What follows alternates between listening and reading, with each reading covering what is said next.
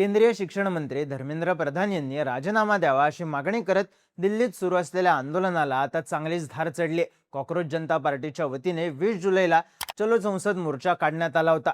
या मोर्चावेळी आंदोलकांवर लाठीचार्ज झाला. काही आंदोलकांना रक्तबंबाळ होईपर्यंत मारहाण झाली आणि त्यानंतर दिल्लीत सुरू असलेल्या आंदोलनाला मोठ्या प्रमाणात पाठिंबा मिळाला. त्यात मंगळवारी 21 जुलैला काँग्रेस खासदार आणि विरोधी पक्षनेते राहुल गांधी, खासदार प्रियंका गांधी, अखिलेश यादव आणि काँग्रेसच्या इतर खासदारांनी पंतप्रधान नरेंद्र मोदी यांच्या निवासस्थानासमोर आंदोलन केलं. त्यानंतर राहुल गांधी, प्रियंका गांधी, अखिलेश यादव यांना पोलिसांनी ताब्यात घेतलं. तब्बल 3.5 तासांनी त्यांची सुटका करण्यात आली. तर प्रियंका गांधींना ताब्यात घेतल्यानंतर स्वतः सोनिया गांधी पोलीस स्टेशनमध्ये पोहोचल्या. तर जंतर मंतरवर रात्री उशिरा उद्धव ठाकरे पोहोचले. मंगळवारी रात्री नेमकं काय घडलं, राहुल गांधींनी कोणत्या मागण्या केल्या आहेत, धर्मेंद्र प्रधान यांनी आपलं मौन सोडताना काय भूमिका घेतली आणि बुधवारी काय घडू शकतं, पाहूयात या व्हिडिओमधून. नमस्कार, मी चिन्मय आणि तुम्ही पाहताय बोलभिडू. पंतप्रधान मोदींच्या घराबाहेर आंदोलन करणाऱ्या राहुल गांधींना पोलिसांनी ताब्यात घेतलं आणि त्यांना अक्षरशः फरफटत नेलं. यावेळी राहुल गांधींच्या नाकालाही दुखापत झाली. राहुल गांधी, प्रियंका गांधी, अखिलेश यादव यांच्यासह काँग्रेस खासदारांना ताब्यात घेण्यात आलं.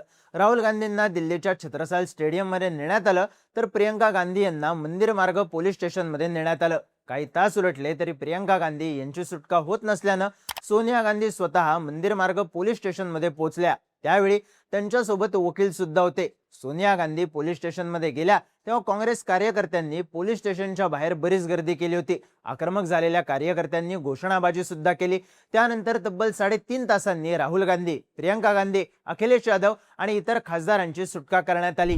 सुटका झाल्यानंतर राहुल गांधींनी सोशल मीडियावर पोस्ट करत सरकारकडे 5 मागण्या केल्या. जेव्हा राहुल गांधी आणि इतर नेते पंतप्रधान मोदींच्या घरासमोर आंदोलन करत होते तेव्हा केंद्रीय मंत्री जितेंद्र सिंह यांनी त्यांच्याशी चर्चा केली. तेव्हा सिंह यांना राहुल गांधींनी आपल्या मागण्या सांगितल्या होत्या, पण सिंह तिथून निघाले आणि काहीच वेळात पोलिसांनी आंदोलनस्थळी दाखल होत राहुल गांधींना ताब्यात घेतलं. सुटका झाल्यानंतर केलेल्या एक्स पोस्टमध्ये राहुल गांधींनी भारत के छात्रों और प्रधानमंत्री को मेरा सीधा संदेश असं म्हणत लोकसभा अध्यक्षांशी आपलं काय बोलणं झालं हे लिहिलं. संसदेत चर्चा होईल असं ते मला म्हणाले, पण सरकारला याबद्दल चर्चा करण्यात काहीच इंटरेस्ट नव्हता. त्यामुळे आम्ही ठरवलं की पंतप्रधानांच्या घरासमोर जाऊन धरणं धरायचं आणि देशासाठी सर्वात महत्त्वाचा विषय असलेला विद्यार्थ्यांचा प्रश्न, त्या विद्यार्थ्यांसोबत जे घडलं त्याकडे देशाचं लक्ष वेधून घ्यावं असं म्हणत त्यांनी 5 मागण्या केल्या. धर्मेंद्र प्रधान आणि अमित शहा यांचा राजीनामा घेतला पाहिजे. विद्यार्थ्यांना ज्यांनी मारलं त्यांच्यावर ऍक्शन घेतली पाहिजे. विद्यार्थ्यांवर ज्या केसेस आहेत त्या मागे घेतल्या पाहिजेत. हा देशातला सगळ्यात मोठा प्रश्न आहे.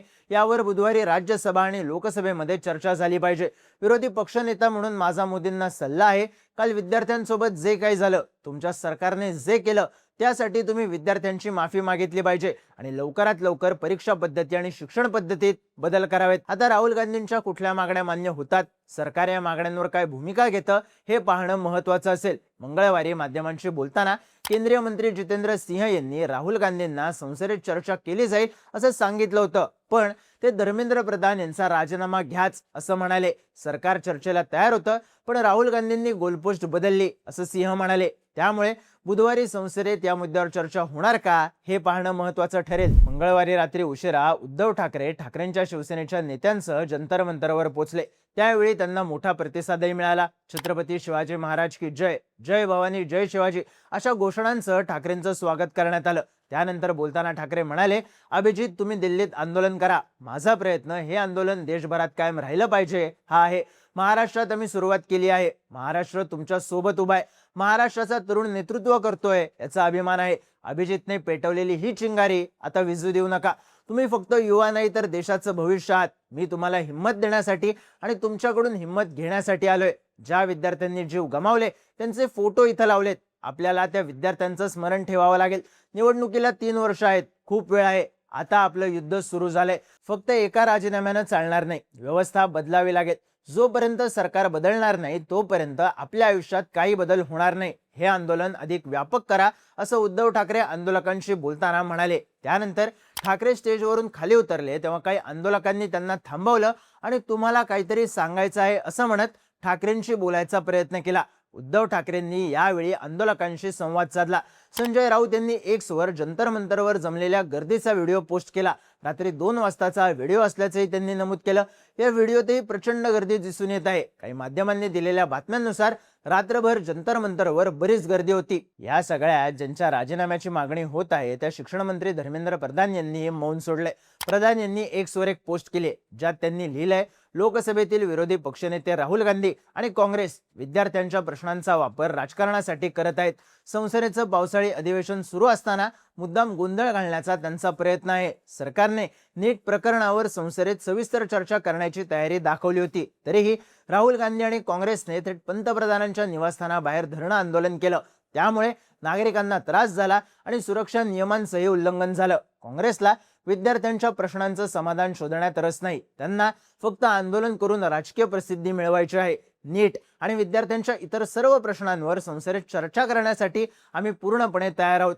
विद्यार्थ्यांना घोषणाबाजी किंवा राजकारण नको, तर ठोस निर्णय, सुधारणा आणि जबाबदारी हवी आहे आणि ती देण्यासाठी सरकार कटिबद्ध आहे. त्यामुळे प्रधान म्हणल्याप्रमाणे आता संसदेत या विषयावर खरंच चर्चा होते का हे पाहणं महत्त्वाचं असेल. या सगळ्यात मंगळवारी रात्री सीजेपीच्या आंदोलकांनी दिल्लीच्या पोलीस हेडक्वार्टर समोर धरणं आंदोलन करण्याचा निर्णय घेतला. जोपर्यंत ताब्यात घेतलेल्या आंदोलकांना सोडणार नाहीत तोवर आंदोलन करण्याची घोषणा झाली. पण तेवढ्यात ताब्यात घेतलेल्या आंदोलकांना सोडण्यात आलं आहे. त्यामुळे आपण हे आंदोलन स्थगित करत आहोत असं घोषित करण्यात आलं.